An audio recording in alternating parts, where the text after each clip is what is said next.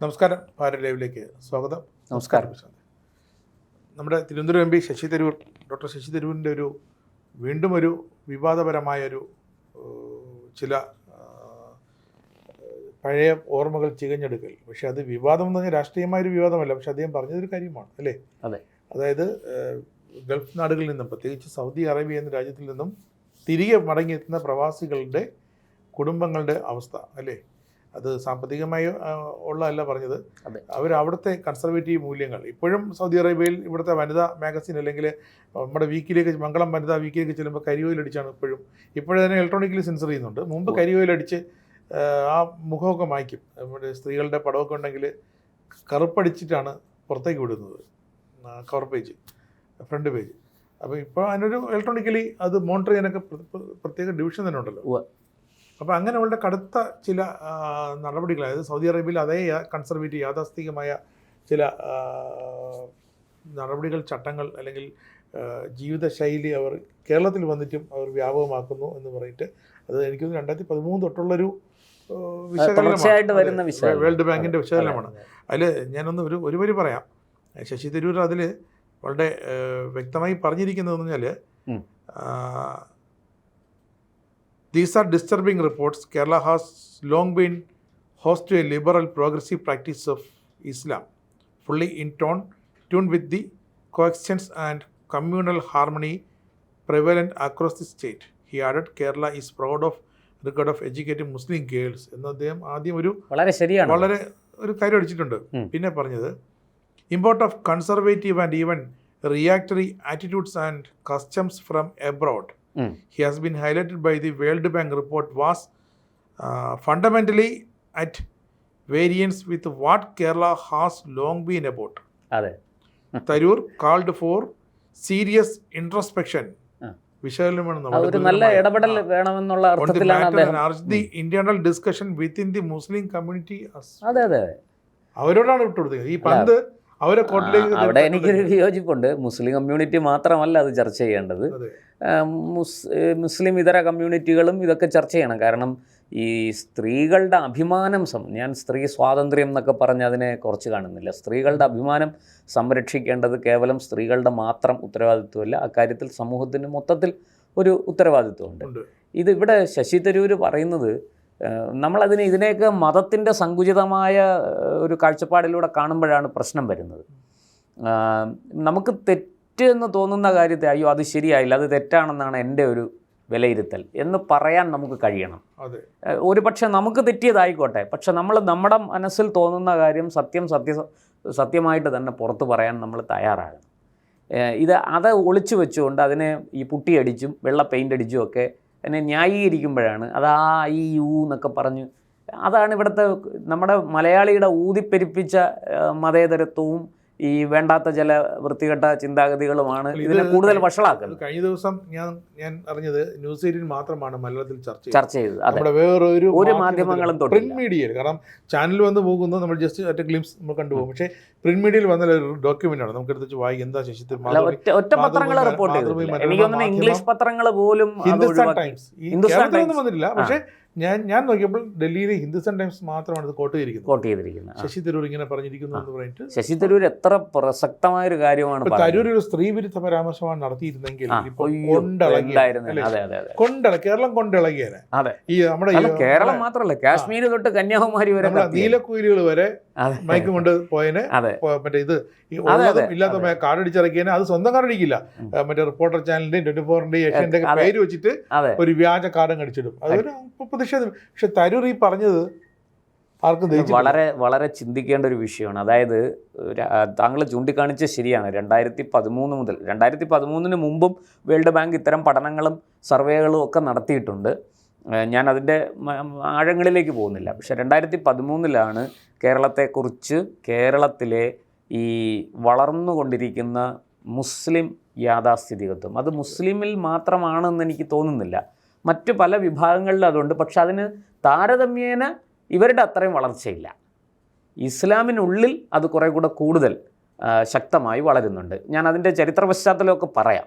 നമുക്ക് തരൂരിൽ മാത്രം ചർച്ച ഒതുക്കുമ്പോഴാണ് ഈ പ്രശ്നം വരുന്നത്. തരൂരിന് പുറത്തേക്ക് തരൂർ പറഞ്ഞ കാര്യങ്ങളെക്കുറിച്ച് തരൂർ പറഞ്ഞതിനും പുറത്തേക്ക് ചർച്ച ചെയ്യേണ്ടതുണ്ട്. അത് പക്ഷേ ന്യൂസ് 18 കാര്യമായിട്ട് ചർച്ച ചെയ്തു എന്ന് എനിക്ക് തോന്നുന്നില്ല. ഇരിക്കട്ടെ, ഞാൻ അതിൻ്റെ ചരിത്ര പശ്ചാത്തലമൊക്കെ പറയാം. കേരളത്തിലെ സംബന്ധിച്ച് 2013 വന്ന റിപ്പോർട്ടാണ് ആദ്യം കേരളത്തെക്കുറിച്ച്. അതായത് ഈ ഗൾഫ് നാടുകളിൽ ജോലിക്ക് പോകുന്ന, പ്രത്യേകിച്ചും യാഥാസ്ഥിതിക രാജ്യങ്ങളിൽ സൗദി അറേബ്യ പോലെയുള്ള ജോലിക്ക് പോയിട്ട് തിരിച്ച് പ്രവാസ ജീവിതം അവിടെ കരുപിടിപ്പിച്ച് അങ്ങനെ വരുന്ന ആൾക്കാർ തിരിച്ചു വരുമ്പോൾ, അല്ലെങ്കിൽ അവരുടെ ആ ജീവിതകാലത്ത് തന്നെ അവർ സ്വന്തം വീട്ടിൽ ആ രാജ്യത്തെ യാഥാസ്ഥിതികത്വം, അവിടുത്തെ സ്ത്രീകൾ എങ്ങനെയാണോ പെരുമാറുന്നത്, അവിടെ സ്ത്രീകൾ എങ്ങനെയാണോ പൊതുസമൂഹത്തിൽ ഇടപെടുന്നത്, അതെല്ലാം ഇവിടെയും കൊണ്ടുവരാൻ ശ്രമിക്കുന്നു. നല്ല പച്ച മലയാളത്തിൽ പറഞ്ഞാൽ അടിച്ചേൽപ്പിക്കുന്നു. അപ്പോൾ സൗദി അറേബ്യയിൽ ജോലിക്ക് പോയ ഒരാൾ അവിടുന്ന് തിരിച്ചു വരുമ്പോൾ സ്വന്തം വീട്ടിലെ സ്ത്രീകളോട്, അന്ന് വരെ അങ്ങനെ അല്ലാതെ ജീവിച്ച ആൾക്കാരോട്, നിങ്ങൾ ഇനി മുതൽ ഇങ്ങനെയൊക്കെ വേണം ജീവിക്കേണ്ടത്, ഇതാണ് നമ്മുടെ ഇസ്ലാം പഠിപ്പിക്കുന്നത് എന്നുള്ള മട്ടിൽ അവരെ ഇമ്പോസ് ചെയ്യുന്നു, അവരെ നിർബന്ധിക്കുന്നു. ഇതാണ് ആ റിപ്പോർട്ട്. അപ്പോൾ അതൊരു സാമ്പിൾ സർവേ ആണ്, വളരെ ചെറിയ സർവേ ആണ്. എങ്കിലും അങ്ങനെ ഒന്നുണ്ട് എന്നുള്ളത് നമുക്ക് നിഷേധിക്കാൻ കഴിയില്ല. അതിനെ വെറുമൊരു ചെറിയൊരു സർവേ ആയിട്ട് നമുക്ക് എടുക്കാൻ പറ്റില്ല. പിന്നീട് അതിനുശേഷം പല കാലങ്ങളിലായിട്ട് വന്ന സർവേകൾ, അതിനകത്ത് ഇതിൻ്റെ തുടർച്ച വരുന്നുണ്ട്. ഇപ്പോൾ 2018 ജോർദാൻ എന്ന് പറയുന്ന രാജ്യത്ത് നടന്നിരിക്കുന്ന സർവേയുടെ വിവരങ്ങളുണ്ട്. അതുപോലെ ഇത് ഈ ന്യൂസ് 18 ചർച്ചയിൽ നമ്മുടെ ശ്രീജിത്ത് പണിക്കർ വളരെ വിശദമായിട്ട് ഈ കാര്യം പറയുന്നുണ്ട്. 2022 ഈജിപ്തിൽ, 2023 മറ്റേതോ ഒരു രാജ്യത്ത്, ഞാൻ രാജ്യം ഇപ്പോൾ ഓർക്കുന്നില്ല, പെട്ടെന്നിങ്ങനെ കേട്ടുപോയതാണ്.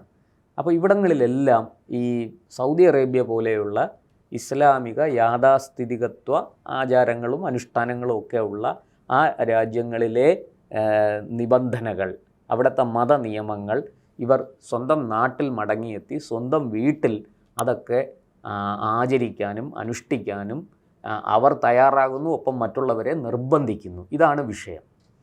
അപ്പോൾ ഇത് ഇവിടെ പൊതുവേ നമുക്കറിയാമല്ലോ, ഈ ഇസ്ലാം എന്ന് പറഞ്ഞ് നമ്മൾ എന്തെങ്കിലും ഒന്ന് പറഞ്ഞു പോയാൽ ഉടനെ തീ പിടിക്കും. അങ്ങനെയല്ല. ഈ തെറ്റ് എവിടെ കണ്ടാലും അതിനെ തെറ്റാണെന്ന് പറയാൻ നമ്മൾ തയ്യാറാവണം. അത് ഇസ്ലാം ആയാലും ഹിന്ദു ആയാലും ക്രിസ്ത്യാനി ആയാലും ആ കാര്യത്തിലൊന്നും വ്യത്യാസമില്ല. അവിടെ തെറ്റെന്ന് തോന്നിയാൽ സമൂഹത്തിൽ ആർക്കും അത് ചൂണ്ടിക്കാണിക്കാം, അതിനെ വിമർശിക്കാം. പക്ഷെ നല്ല ഭാഷ ഉപയോഗിക്കണം. അല്ലാതെ വളരെ മോശം ലാംഗ്വേജ് ഉപയോഗിക്കരുത്, അശ്ലീലം പറയരുത്, തെറി പറയരുത്, അതൊന്നും പാടില്ല.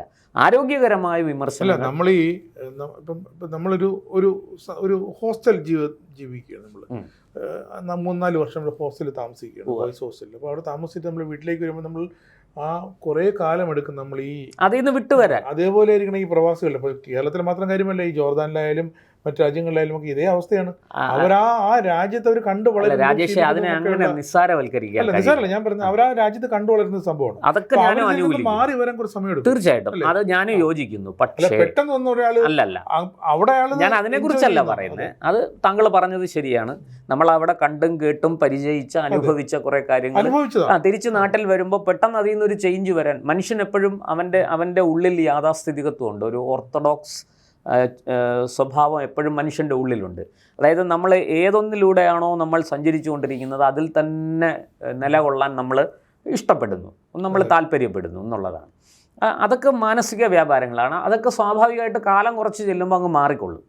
പക്ഷേ കേരളത്തിലെ സ്ഥിതി അങ്ങനെ നമുക്കങ്ങ് എഴുതിത്തള്ളാൻ കഴിയില്ല. എന്താ കാരണമെന്ന് ഞാൻ പറയാം. രാജേഷ് 1970കളുടെ അവസാനം ജനിച്ച ഒരാളാണ് അല്ലേ? അന്നൊക്കെ സ്കൂളിൽ പഠിക്കുന്നു, പിന്നെ കോളേജിൽ പഠിക്കുന്നു, 90കളിൽ കോളേജിൽ പഠിക്കുന്നു. ഈ 90കളുടെ ഒരു ആദ്യ പകുതി വരെ, അതായത് ഒരു 95 മുമ്പ് വരെ രാജേഷ് പർദ്ദയിട്ട എത്ര സ്ത്രീകളെ കണ്ടിട്ടുണ്ട് കേരളത്തിൽ? വളരെ കുറവാണ്, വളരെ വളരെ കുറവാണ്. ഞാൻ എൻ്റെ ഓർമ്മയിലെങ്ങും അങ്ങനെ ഒരു സ്ത്രീയെ ഞാൻ ഒരു സിനിമയിൽ പോലും കണ്ടതായിട്ട് ഞാൻ ഓർക്കുന്നില്ല. നമ്മൾ ഇസ്ലാമിക പശ്ചാത്തലമുള്ള സിനിമകളൊക്കെ ഇറങ്ങിയിട്ടുണ്ട് കേരളത്തിൽ, മലയാളത്തിൽ അല്ലേ? അപ്പോൾ പഴയ കാലം തൊട്ടേ ഇറങ്ങിയിട്ടുണ്ട്. കുട്ടിക്കുപ്പായം എന്ന് പറഞ്ഞൊരു നല്ലൊരു സിനിമ ഉണ്ടായിരുന്നു, പ്രേം നസീറും മധുവൊക്കെ അഭിനയിച്ച. അതുപോലെ MT യുടെ ഓളവും തീരവും, ഇതൊക്കെ മുസ്ലിം പശ്ചാത്തലത്തിൽ കഥ പറയുന്ന സിനിമകളാണ്. അതുപോലെ തന്നെ നമ്മുടെ പിന്നെ കമലിൻ്റെ ഗസൽ പോലെയുള്ള സിനിമ. അപ്പോൾ ഇതിലൊക്കെ നമ്മൾ എത്രത്തോളം, അതൊക്കെ ഒരു കുറച്ച് പഴയ കാലത്ത് നടന്ന, കുറച്ചൊരു യാഥാസ്ഥിതികത്വം നിലനിന്നിരുന്ന കാലത്ത് നടന്ന സംഭവങ്ങളെ കുറിച്ചുള്ള സിനിമകൾ പോലുമുണ്ട്. ആ സിനിമകളിൽ പോലും നമ്മൾ ഈ വസ്ത്ര വിധാനം, ഈ പർദ്ദ ഇടുന്ന സ്ത്രീകളെ നമ്മൾ എത്ര കണ്ടിട്ടുണ്ട്? വളരെ കുറവാണ്. മുസ്ലിം സ്ത്രീകൾ സാരി കൊണ്ട് തല മറയ്ക്കുന്നത് കണ്ടിട്ടുണ്ട്. അല്ലാതെ ചെറിയൊരു ഹിജാബ് പോലൊരു ഇത് ധരിക്കുന്ന, പാവാടയും ഈ ഇതൊക്കെ ധരിക്കുന്ന സിനിമയിലൊക്കെ നമുക്ക് മനസ്സിലാകുന്ന ഒരു വലിയ മുത്തശ്ശിമാരൊക്കെ, ഈ മുസ്ലിം ഉമ്മമാരൊക്കെ വലിയ തോടയൊക്കെ ഇട്ട്, അത് മുസ്ലിം സ്ത്രീകൾ മാത്രമല്ല നമ്പൂതിരി സ്ത്രീകൾക്കും നമ്മളത് കണ്ടിട്ടുണ്ട്. അവർക്ക് പ്രത്യേക അവരൊരു വെള്ള വസ്ത്രം, ഒരു ഈ കൈ ഇതുവരെയുള്ള ഒരു ഇതും, പിന്നെ തലയിലൊരു സ്കാർഫ് പോലെ ഒരു സാധനം ഇങ്ങനെ തലയിൽ വെച്ചിട്ട്.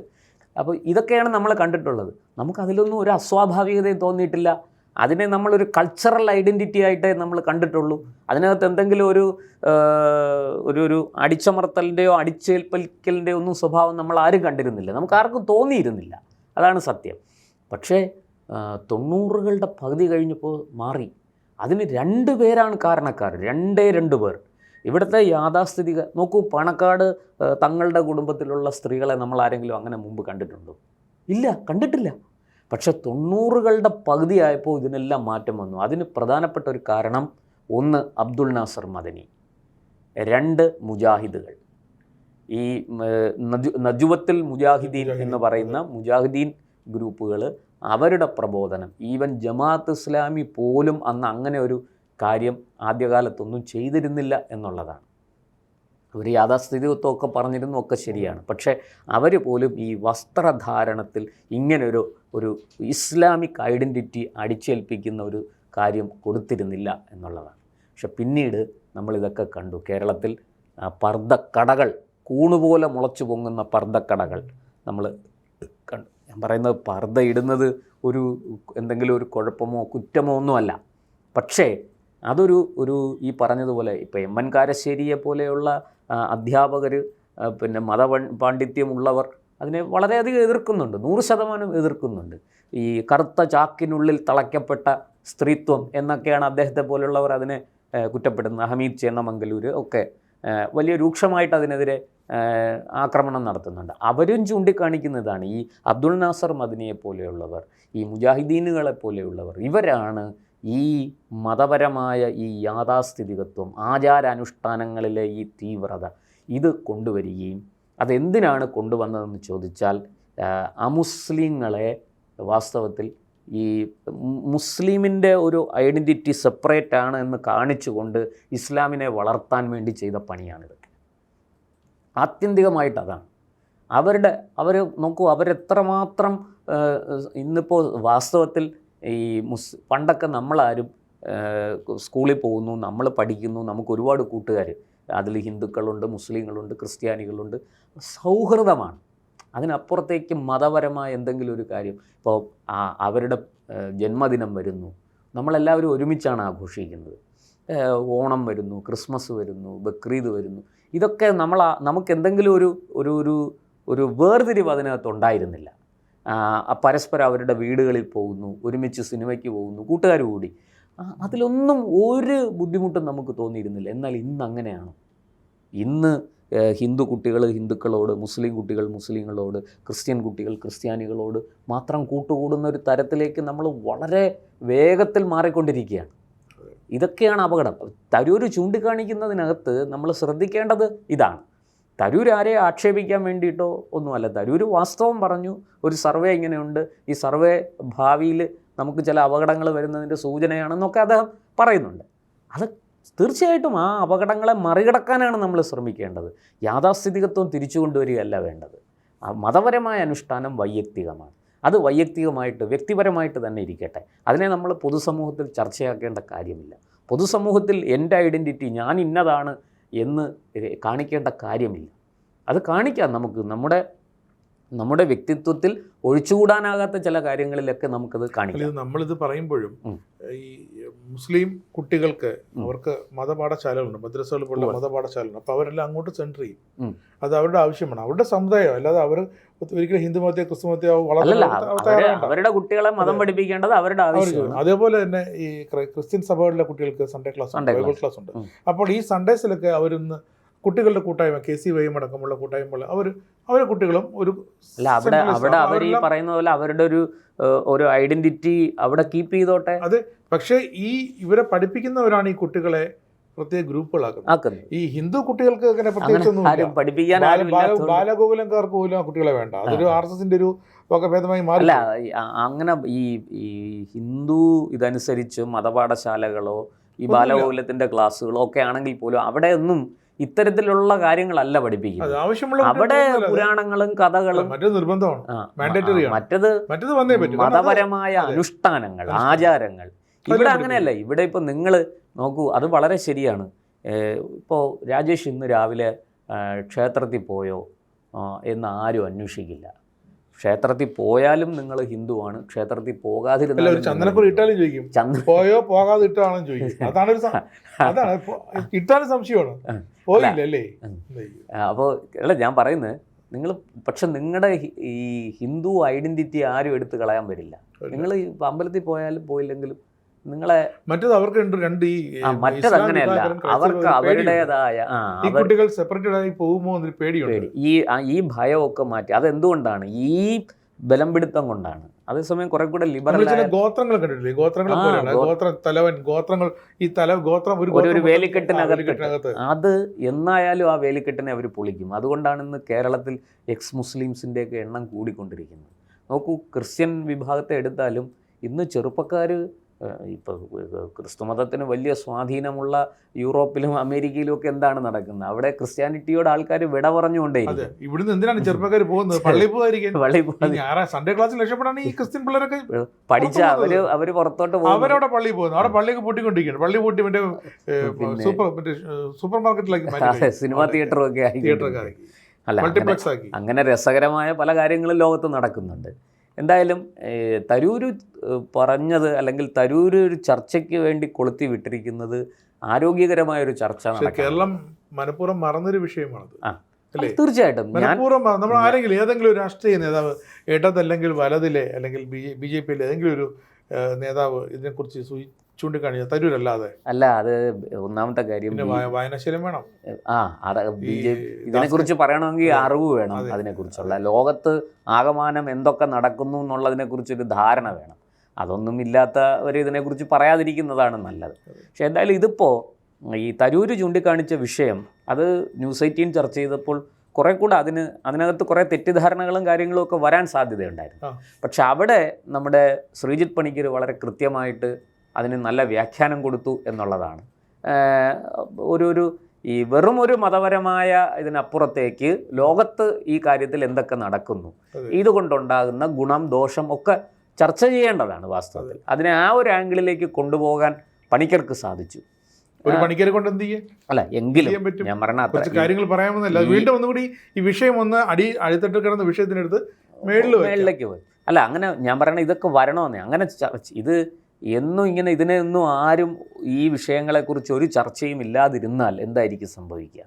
ഇന്നിപ്പോൾ നോക്കൂ, അതാണ് ഞാൻ നേരത്തെ പറഞ്ഞത്. ഇന്ന് ഈ അടിച്ചമർത്തലും ഈ പറയുന്ന ഒരു എന്താ പറയണ്ടേ മതപരമായ ആ കടുംപിടുത്തവും അതിനെ മറികടന്നുകൊണ്ട് പിന്നെ ഇന്നത്തെ ചെറുപ്പക്കാർ ധാരാളമായിട്ട് പുറത്തു വരുന്നു.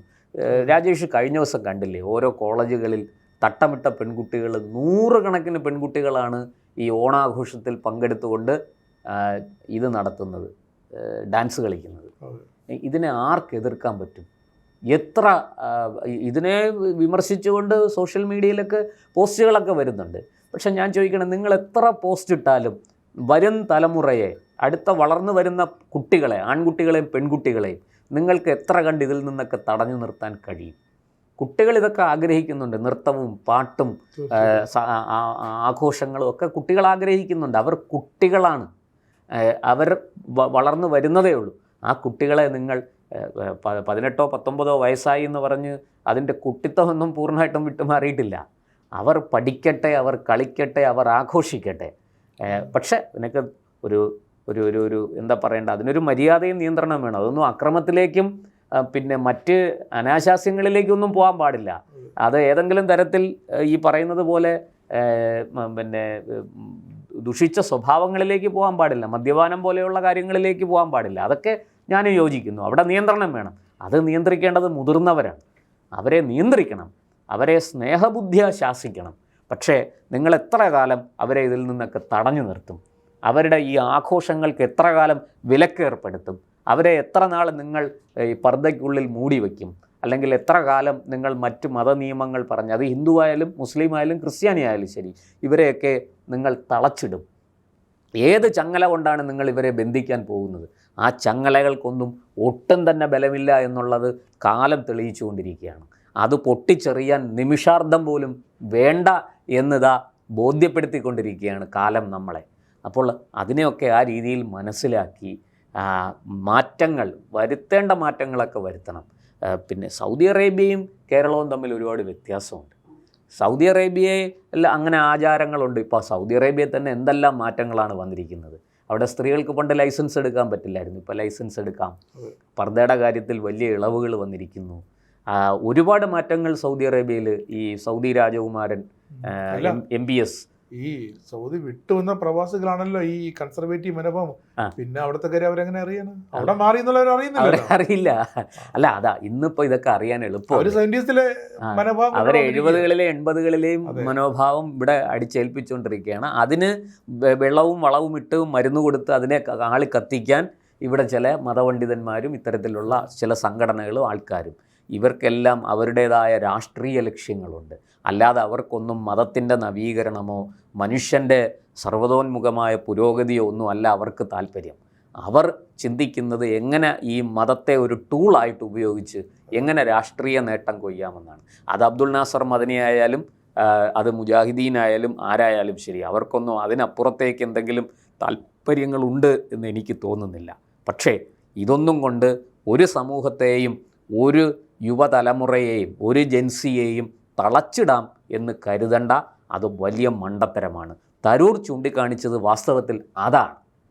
ഇത് ഒരു കാരണവശാലും വിജയിക്കാൻ പോകുന്നില്ല എന്നുള്ളതാണ് തരൂരിൻ്റെ വാക്കുകളിൽ ഒളിഞ്ഞിരിക്കുന്ന സന്ദേശം. അതാണ് ഒരു ആരോഗ്യകരമായ ചർച്ച ഇതിന്മേൽ വരട്ടെ എന്നാണ് തരൂർ പ്രതീക്ഷിച്ചതും. അതിൽ അദ്ദേഹം ഏതാണ്ട് വിജയിച്ചു എന്ന് നമുക്ക് പറയാം. പക്ഷേ നമ്മുടെ മാധ്യമങ്ങളൊക്കെ ഇത് തമസ്കരിച്ച് കളഞ്ഞു. അവരാരെയാണ് ഭയപ്പെടുന്നതെന്ന് എനിക്ക് മനസ്സിലാകുന്നില്ല. എന്തായാലും ഈ കാര്യം ഇനിയും കൂടുതൽ ചർച്ച ചെയ്യപ്പെടേണ്ടത് തന്നെ. എല്ലാ സമൂഹവും പുരോഗമിക്കട്ടെ. ഒപ്പം അവരുടെ ആ സ്വത്വം, അവരുടെ ഐഡൻറ്റിറ്റി അവർ ഉപേക്ഷിക്കേണ്ട. പക്ഷെ അതിൻ്റെ പേരിൽ ചാക്കിൽ കയറ്റുക എന്ന് പറയുന്ന അത്തരം കാര്യങ്ങളോട് നമുക്ക് യോജിക്കാൻ കഴിയില്ല. അത് വളരെ വിനീതമായിട്ട് അത്തരം കാര്യങ്ങളോട് വിയോജിക്കുന്നു. വരുന്ന തലമുറകളെല്ലാം ഇതിനെ വലിച്ച് ദൂരെ എറിയും. എത്രയോ ആചാരങ്ങളെ അനാചാരങ്ങളാണെന്ന് കണ്ട് നമ്മൾ വലിച്ചെറിഞ്ഞവരാണ് മലയാളികൾ എന്ന് മാത്രം ഓർക്കുക.